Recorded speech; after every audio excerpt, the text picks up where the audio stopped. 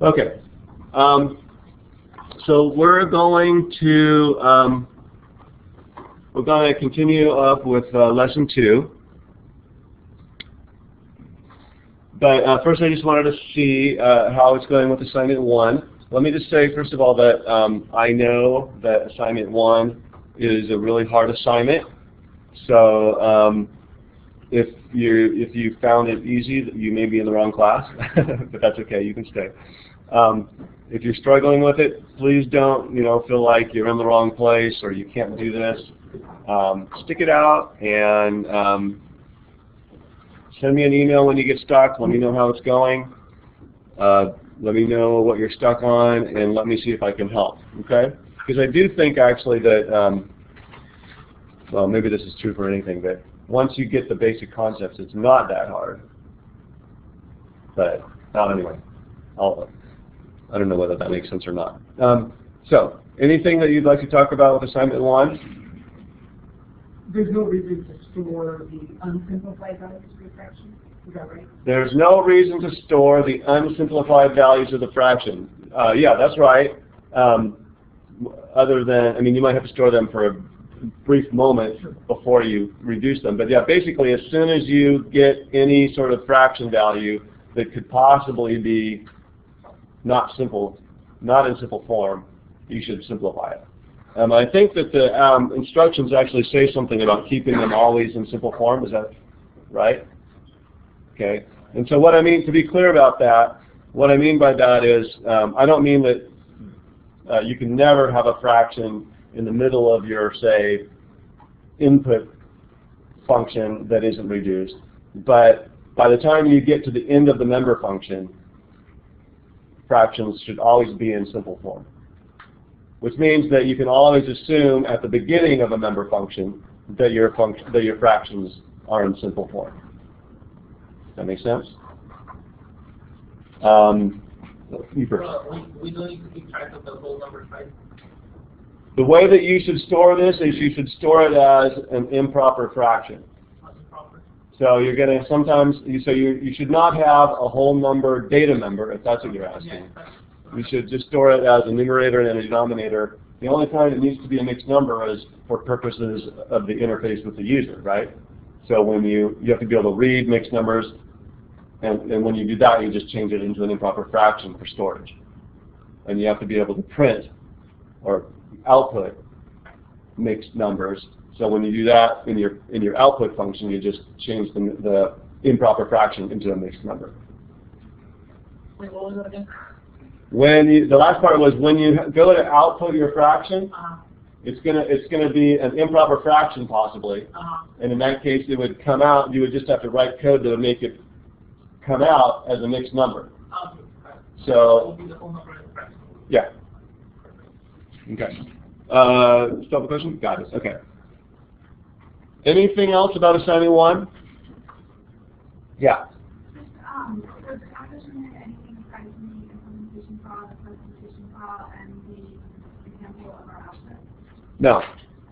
So what you'll be submitting, and I haven't put this in the assignment yet because I haven't decided exactly how I want it to go, but so this information will be there in the assignment eventually before the due date. But all I'm going to need from you is the implementation file, the header file, and a sample of your output. Or not a sample of your output. The output that your program produced, that your class produced with the sample input that I gave, with the client program that I gave. Sorry, I didn't say that quite right, but I think you know what I mean. Right? Any questions about that?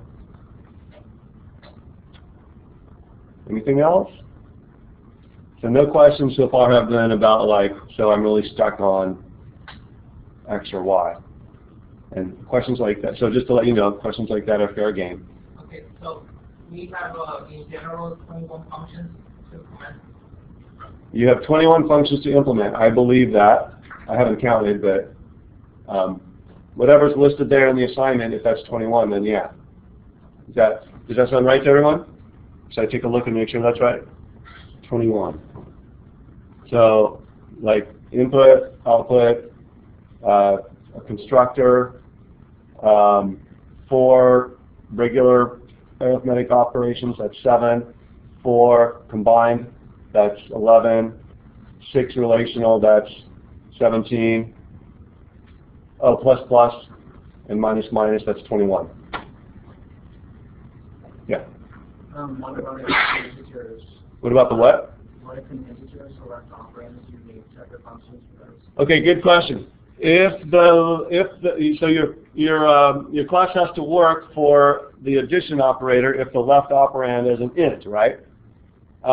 You should handle that by making the function so that it's not a member function, in which case C++ can handle that automatically with just one function, right?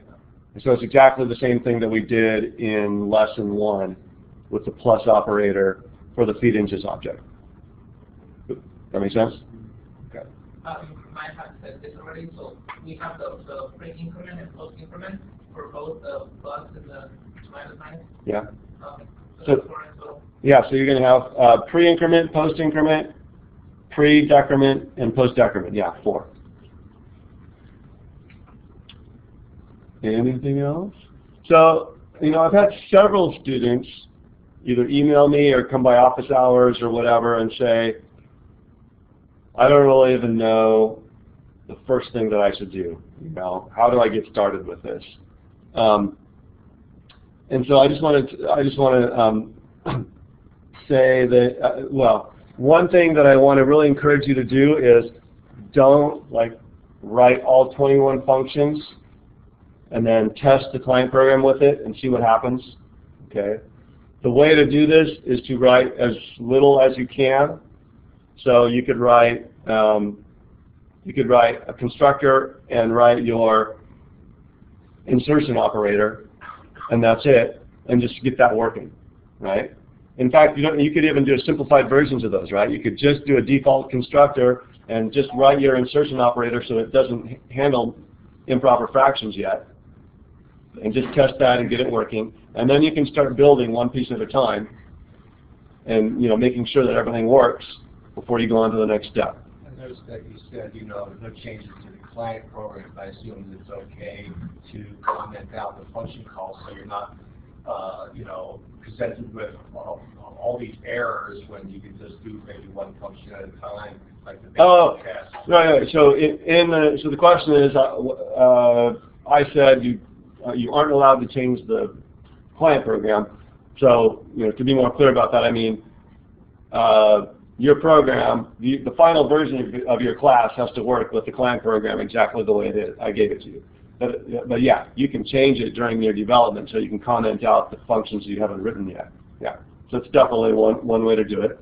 The other way to do it is to just, excuse me, write your own little client program that you keep building on as your class gets bigger. So, anything else about the assignment? Okay. I hope that you're working on it and making progress. Actually, we'll be in the lab today, so you will have a chance to work on it there, and let me give you some advice if you're stuck. Okay. All right. So back to lesson 2. The last thing we talked about is I had this big complicated picture of an array of pointers to feed inches objects. And I'm completely done with that now. So here in our code, I guess I should make that bigger. That was down here, right? So I think that's where I was.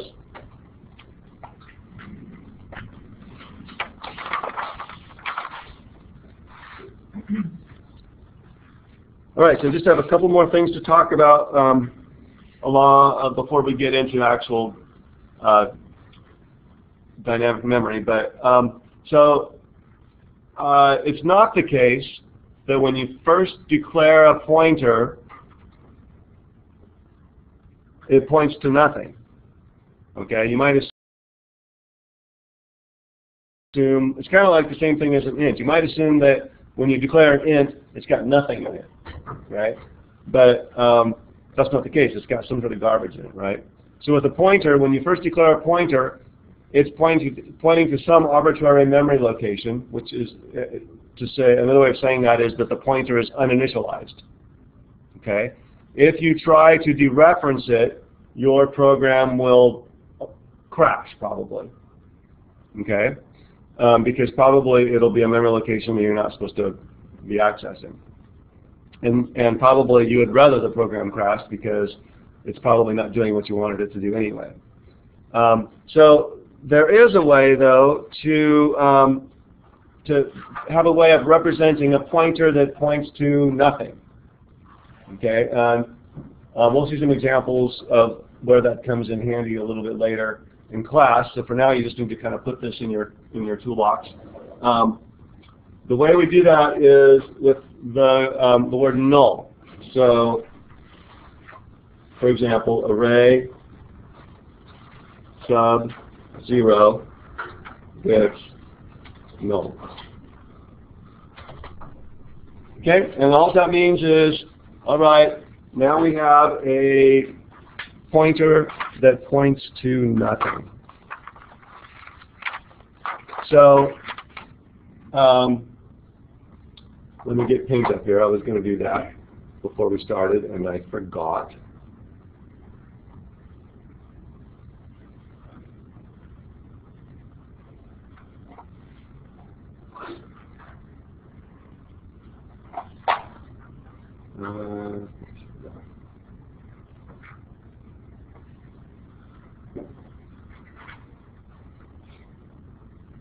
I'm getting better at this Windows stuff all the time. Okay, so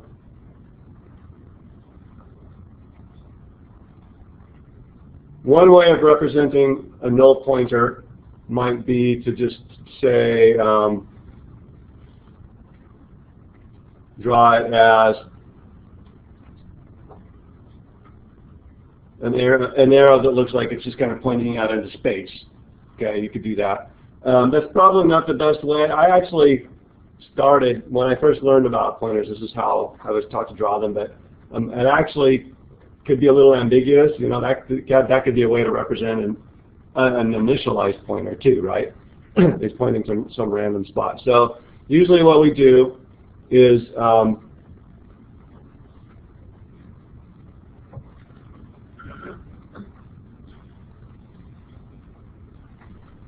just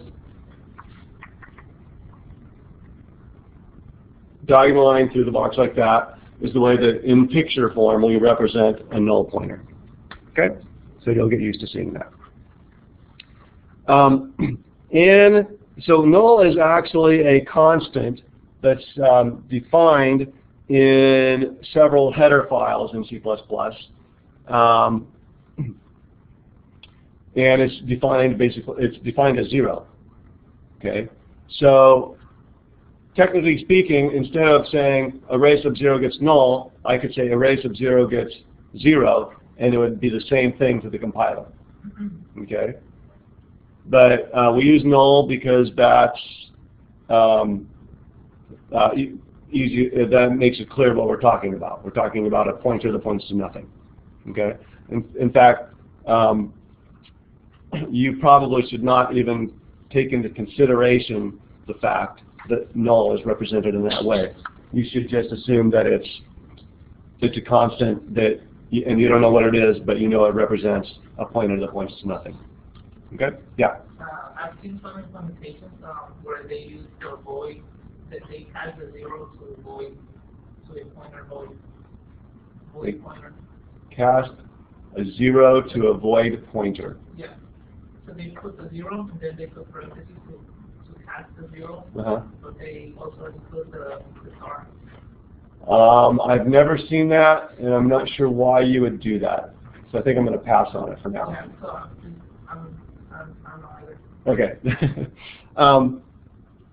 So any questions about null? I think I'm done talking about null. That's just kind of, we're probably not going to use that anytime soon, but you'll have it in a few weeks when we get to where we want to use it. All right, one more thing, which is, you know, for a long time when I was first doing C++, this was never explained very clearly to me, I guess, and I kind of had this vague idea about it, but I was confused about it. So here's the scoop, okay? In C++, an array name by itself, without the square brackets, is a pointer constant. Okay? So pointers and array, to put it loosely, I could say that pointers and arrays in C++ are the same thing. Okay, so that's the kind of loose way of thinking about it. But to be really precise about it, I say that an array name without the square brackets is a pointer, and not just a pointer. In most ways it's exactly a pointer, but it's a pointer constant, which means that you can't change what it's pointing to. All right, so I'm going to say that one more way. An array name without the square brackets is a pointer, except that you can't change what it's pointing at. Okay, so you can access what it's pointing at the same way. You could change, you know, I just realized I said that slightly ambiguously. You can change the data that it's pointing at. So if it's pointing at an int, and that int is a 7, you can change that to a 12, okay? But you can't make it point to a different integer.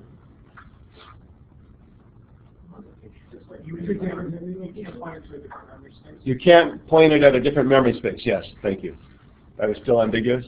Does that make sense? I can't change it so that it's pointing at it. So really that's a complicated way of saying that it's a constant, right? Because what I'm saying is you can't change the memory address that is being stored in that place. So Yeah. does that mean that you have to initialize the array before, you declare it as any other variable, but you cannot change it during the runtime of the program?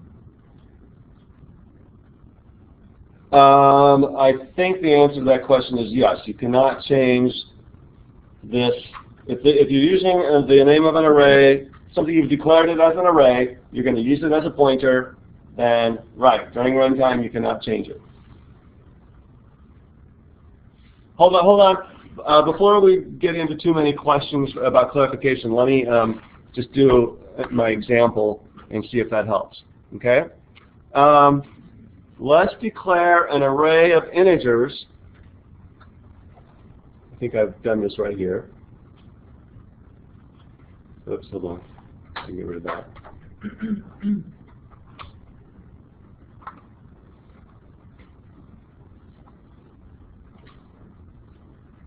Oops.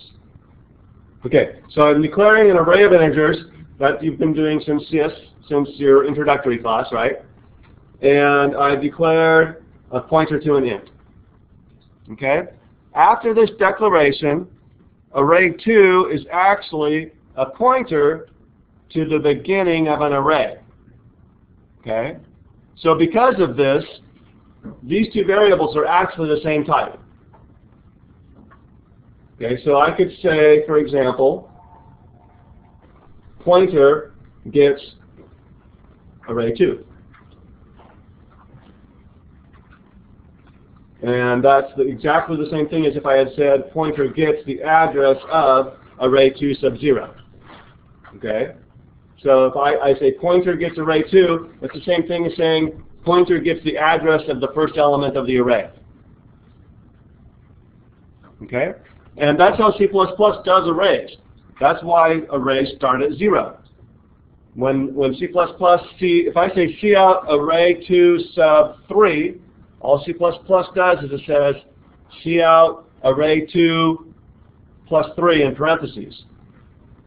Yeah?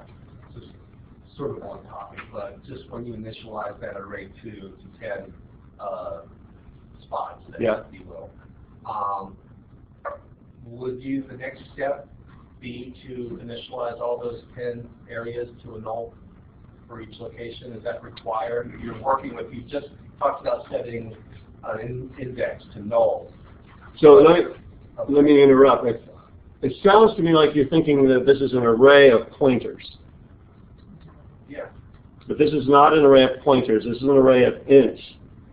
Well, right, but each, you have an array 0 through 9, right? Yeah. Okay, so wouldn't you have to go through and initialize each of those locations to null? Or are you just saying? Well, so the question is, wouldn't I have to go through and initialize each of those locations to null? Before you start using it?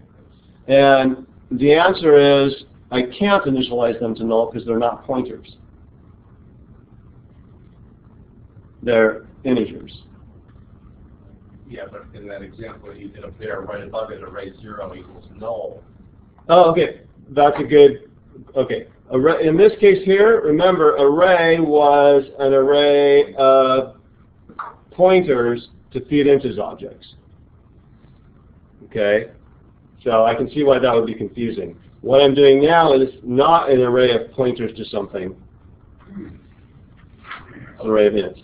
Okay, but there's still a value in there Right. that we might want to set. Yes, there's a value in there that you might want to initialize to 0. So you might want to go through and initialize all these values to 0. Yeah. Before we, okay. Yeah, and you could, you could do that saying like that. Okay. By the way, just a quick aside, if you guys notice that someone asks a question and I didn't sort of repeat it, feel free to remind me because that just helps people who are going to be watching this later. Yeah. So if you dereferenced pointer plus 1, would that give that would give the second value Yes. of the array? Right. That would give array 2 sub 1. Yeah. So whatever that value is in the square brackets, that's what C++ is adding to the base pointer, the pointer to the first item in the array. Okay. Question? You said it was like equivalent to adding, like you just went out. It was equivalent to like adding to the pointer. Yeah, okay. Can you actually write that? Yes, you can actually write that. Can we see that? Sure. That's not something that we'll do in this class because it's probably better to just use array notation if you're going to do that. There may be some applications where you might want to do that, but you could say something like cout pointer star pointer plus 1. And that's the same thing as, I'm not going to write the whole thing, that's pointer sub 1. Does that make sense? But actually, I guess that's a good way of giving you an example that makes what's going on here concrete. Does that make sense to everyone? So when I say star pointer plus 1 in parentheses like that, that's the same thing as saying pointer sub 1. And as a matter of fact, this is actually closer to what C++ is actually doing. So C++ is taking this expression, pointer sub 1, and basically converting it to the other expression, the star pointer plus 1 expression. Yeah. In the equivalent there, you'll get the value, the int value that's in the second index of the Correct. array. Now, what happens if you would precede that with a star pointer sub 1? Would that give you an 8 there, or is that like a syntax?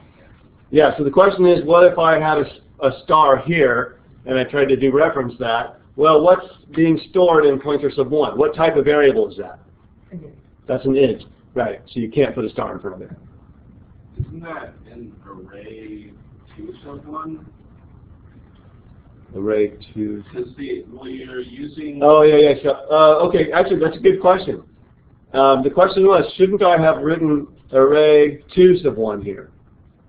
The answer is that would also be correct, but basically what I'm saying now is pointer, so this goes back to the very first thing I said, right? Array 2 is a pointer constant. I can use array 2 and pointer. Since I said this, I can use those two variables interchangeably because they're both pointing at the same thing. So another way to say that is I can use an array as if it was a pointer, and I can use a pointer as if it was an array. Okay? Probably best in your programming not to mix the two, right? Unless you're trying to confuse people. But you can do that. And you know, frankly, this is, you know, you need to understand this just to kind of understand what's going on sometimes, but you're not actually going to, that I can think of, you're not going to want to actually use this interchangeability when you're writing code. Okay, but it's important to understand it. And there's some cases where it comes into play. Yeah. So the array-like syntax for pointers, does it produce index all bouncers too, or is it too weird? Well, actually, neither produce array out of bounds. Well, I suppose that's a good question. I think that would be compiler dependent, because actually in in standard C++, there's no requirement that your compiler tell you anything like that. Right. Okay, so sorry. The question was, will you get the array index out of bounds error if you use the pointer variable instead of the array variable? The answer is I don't know, because it probably depends on what compiler you're using. Yes? Clarify, when you initialize pointer to array 2, you're setting pointer to the first element of array 2. Okay, so the question is it the case that when I say this, what I'm doing is I'm setting pointer to point to the first element of array 2? The answer is yes. Okay, absolutely. You know, there's no buts. The answer is just yes, that's right. And another way of saying that is I'm making pointer point to the same thing that array 2 is pointing at. That's another way of saying the same thing. Okay, so let's keep going. I've got some fun stuff down here. So I'm calling a function init, and I'm sending the variable pointer as the parameter. So let's go down and look at init. There's init. Init is a function that takes a pointer as an argument, a pointer to an int as an argument, and then inside the function it decides to treat that pointer as an array. And so it uses the square brackets notation to do these assignments. Okay? And so and that's exactly the same thing as if I had said if I had used array notation instead in the parameter list. I could type x square brackets here, and as far as the compiler is concerned, it's exactly the same thing. Okay? So what I've done here is I called init, which is supposed to initialize the array to 0 through 9, right? Okay, is that what it was? Yeah, 0 through 9.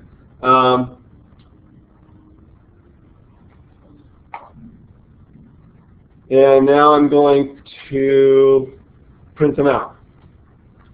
Okay? So let me go ahead and, oh, is that the end of my whole program? That is it. Okay. So let me go ahead and run this and see if it actually gives us the 0 through 9. Okay? See if I messed anything up.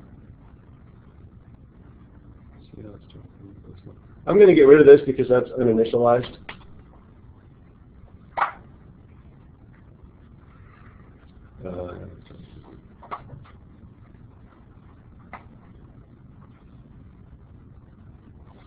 Okay, so just down here at the very bottom, you see the 0 through 9 here.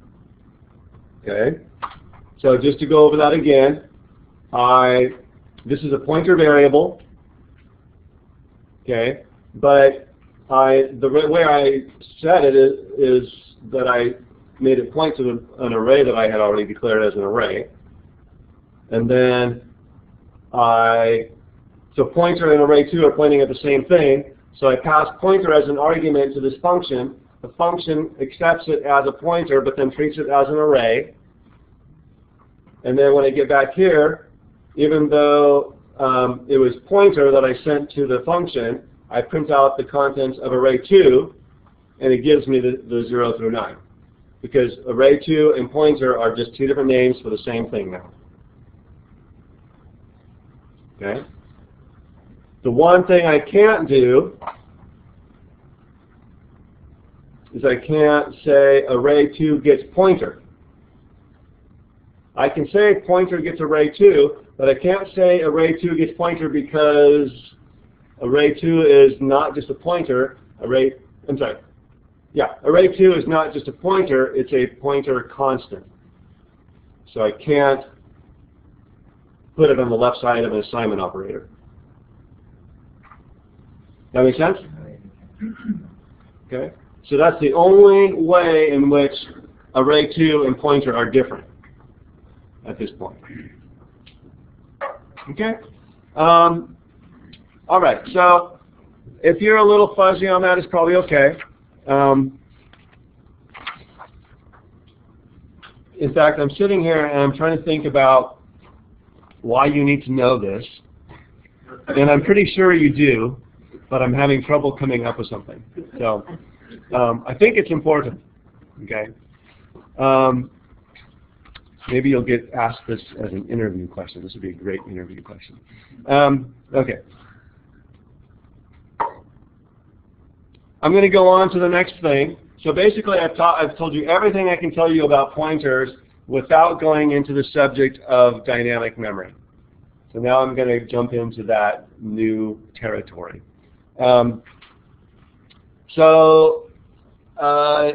In your introductory computer programming class, you should have talked about two different types of variables in C++. You have, well, you can categorize them as automatic and static. Okay, you may not have used those terms, I'm not sure, but static variables are variables that are around for the entire duration of your program. Okay, so they're just stored in some sort of static area of memory.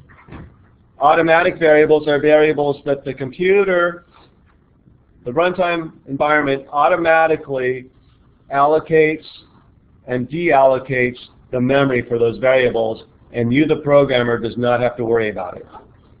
So basically that's just another way of saying a local variable. Okay? When you write a function and inside that function you declare a variable x, when you get to that line in your code, the computer figures out a place to allocate for that variable, and then when you get to the closed curly brace, the computer automatically deallocates that memory. Okay?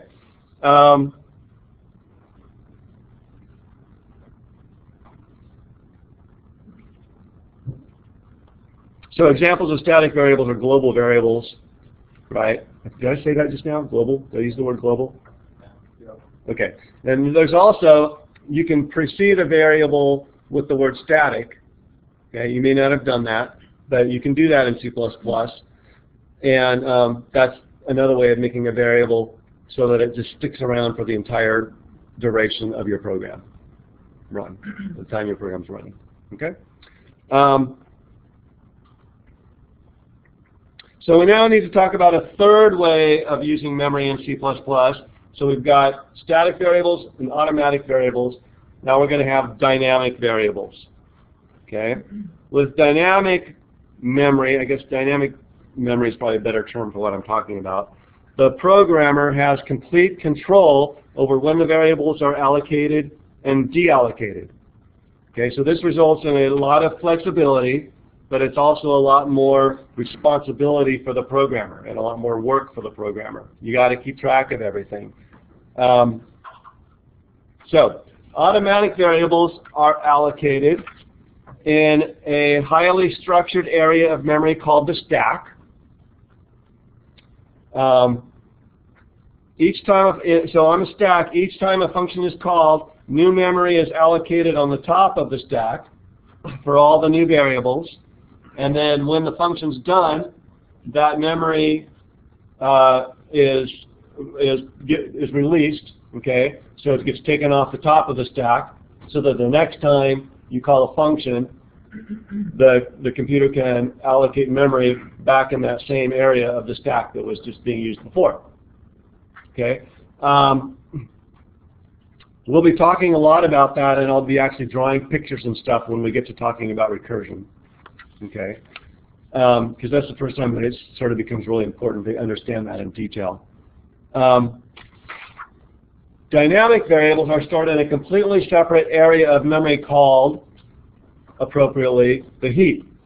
Okay, and this is where how the memory is allocated is really just sort of disorganized, and you basically, the programmer, you just allocate memory for a dynamic variable using an operator I'm going to show you in a second called new, and the computer just kind of chooses any piece of available memory it can find on the heap and gives it to you.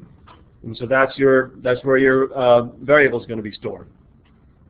And then when you're done, you use an operator I'm going to show you in a second called delete, and that just tells the compiler, okay, that piece of memory is now available again. You can give it to somebody else if you want to.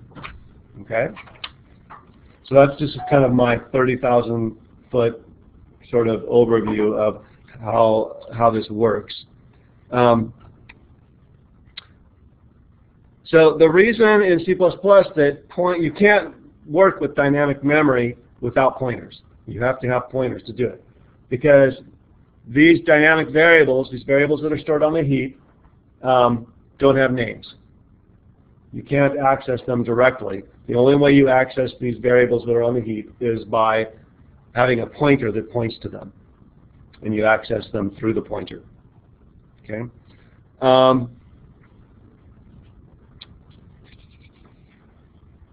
So if we want to allocate an int on the heap, we first have to declare a pointer to int variable on the stack, and then allocate an integer variable on the heap and let the stack variable point to it.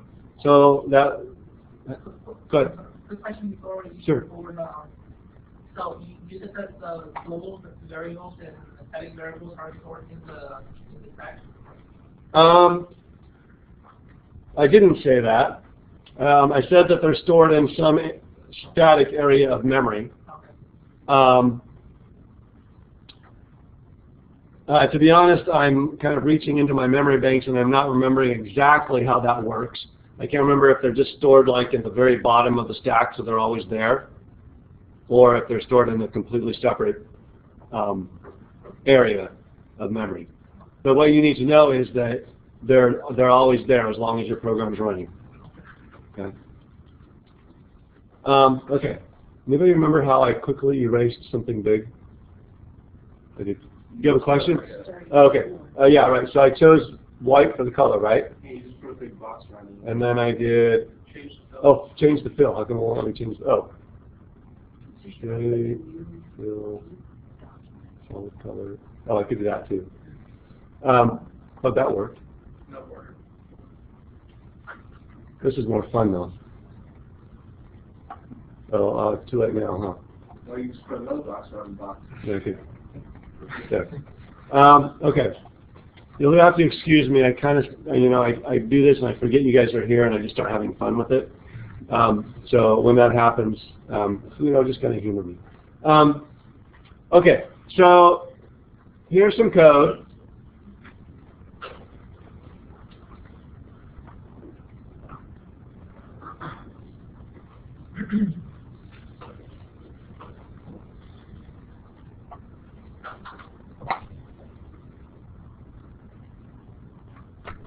And I'm not going to actually make anything. I'm just going to do like code snippets here. Int star int pointer. So pointer. Okay. So I just got through saying that the first thing you do is declare a pointer to an int. Okay. So drawing a picture of this. This is on the stack. Now I have to make sure I've got everything back again. Black. Fill. Okay, so I'm going to call this area over here the stack. Okay, and I've declared a pointer to an int here, and the name of this variable is int pointer. Okay, that's what I've got so far. And I might, put a question mark in the box to represent that it's uninitialized, right? Okay. The next statement is going to be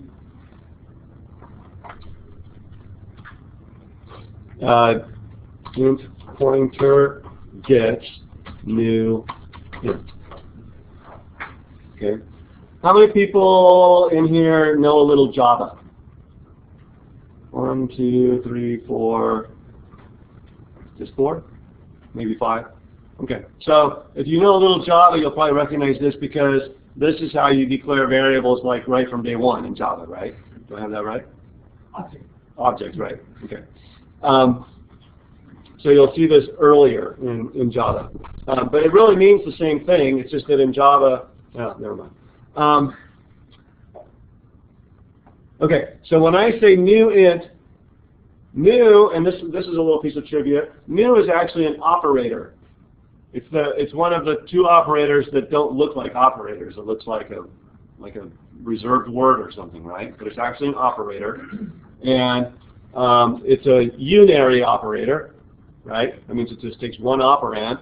The operand is a type, okay? And what it does is this is the operator that tells C++ to go to the heap, get a variable that I can use to store an int, and return the address of that variable. Okay, so let me draw that. Over here I'm going to have the heap, and I say new int. That results in an int variable being allocated on the heap. Okay, and what gets returned is the address of this. And so if I'm assigning the address of this memory location to the variable int pointer, how do I draw that?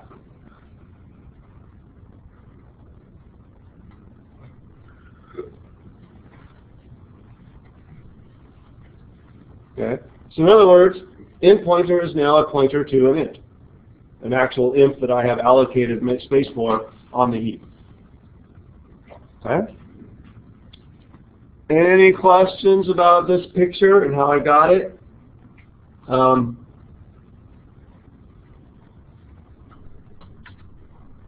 Yes?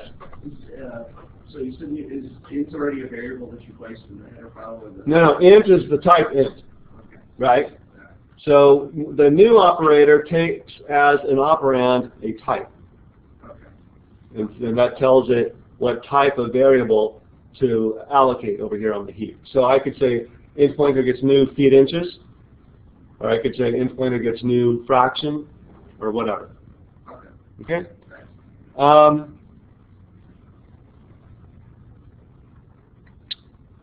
Let me see how we're doing on time.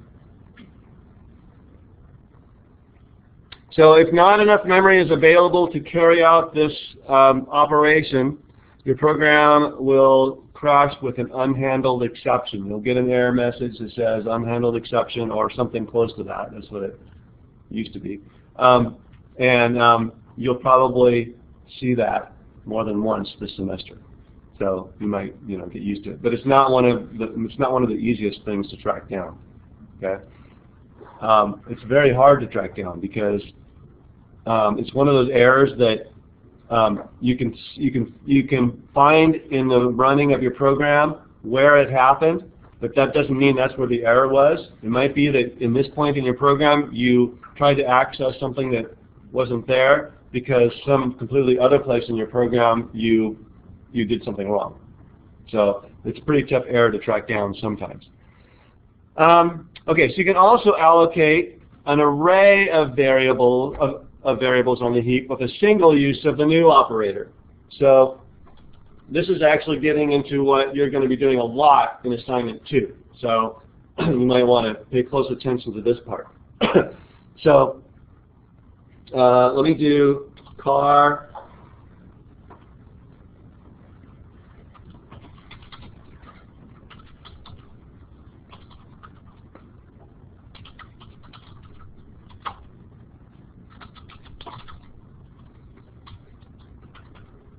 Okay, so car star namester, and the namester gets new car with a 6 in the square brackets.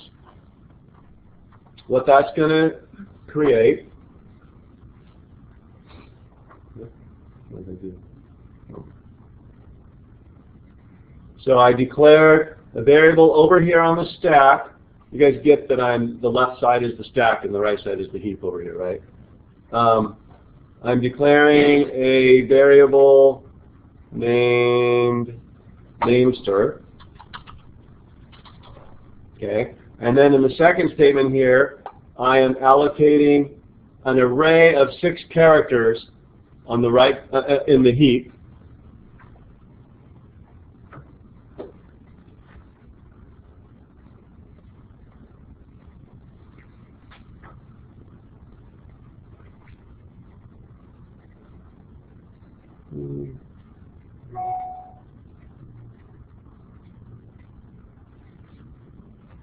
Okay, this array doesn't have a name. It does have indexes, so I could type the indexes here.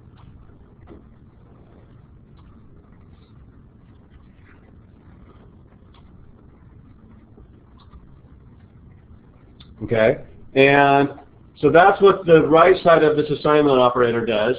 Okay, this is created by the new car sub 6.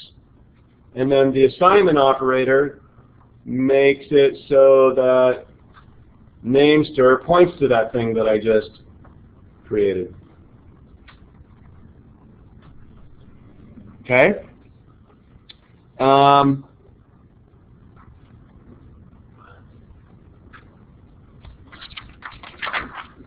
So let me just, I'm always like right in the middle of something right when I'm supposed to stop. Let me just throw some more code up here. Star int pointer gets 392. Stir copy name stir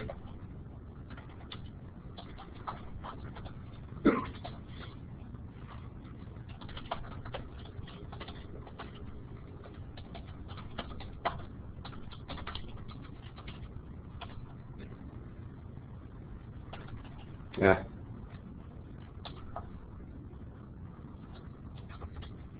Geez. That's what happens when you get in a hurry, right? Things actually end up taking longer.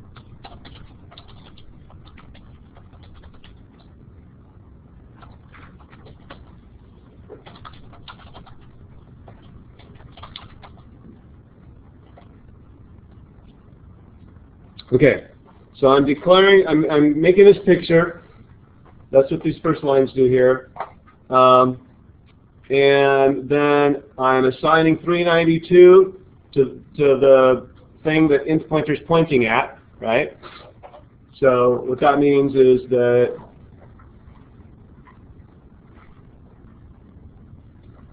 Where's the open curly brace? there isn't one yet. Because I was originally just doing code. Yeah, I should probably get rid of that. Yeah. Okay, so that's what the star int pointer gets 392 does. And then stir copy, it's a little, stir copy is one of those things that you sort of probably should have seen in the introductory class, but it doesn't always get done. So stir copy just says, if you're using C strings, it's basically an assignment operator for C strings. Right? If you declared your variables to be of type string, you could just use the assignment operator, but you can't use the assignment operator with C strings. So you have to use stir copy instead, and it says copy this string into this string. Okay? So what that's going to do is basically that's the same thing as saying name stir sub 0 gets R, name stir sub 1 gets Y, name stir sub 2 gets A, and name stir sub 3 gets N. So R, Y, A, N. Okay, so my cout statement is going to print out what? 392. Okay, what's that actually going to be? The address. Well, actually, no, I think it's. Name stir by itself would be the address stored in here. Star name stir is print out the car variable that name stir is pointing at. So that would just print out R.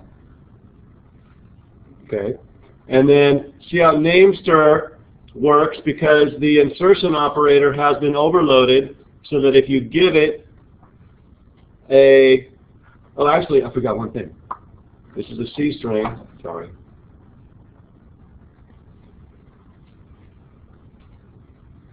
So when I use the stir copy function, it puts \0 at the end of the string. And so the insertion operator has been overloaded so that when there's a C string over here, whoa, when there's an array of characters that has a null character at the end, it knows to print out the whole thing. Okay? So maybe I can do this within 2 minutes. Let's see. Not like that, again. So there's open, close, curly brace, so now I just need pound sign and include IOC.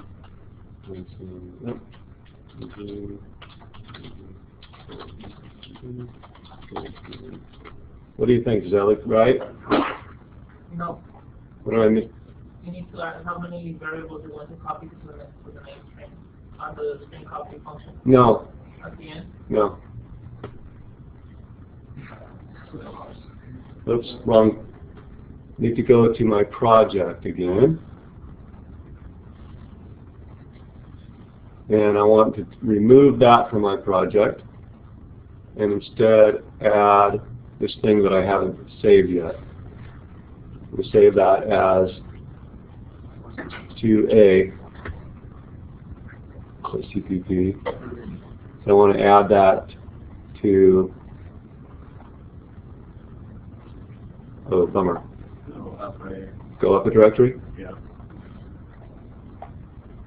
Thank you. Okay, now let me try that again.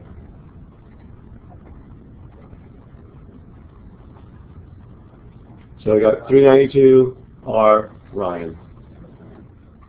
Okay. Sorry that was a bit of a rush at the end there. We can maybe start off next time by just kind of going over that again real quickly and making sure that everyone's up to speed on that. And then we'll be almost done with the introduction to pointers.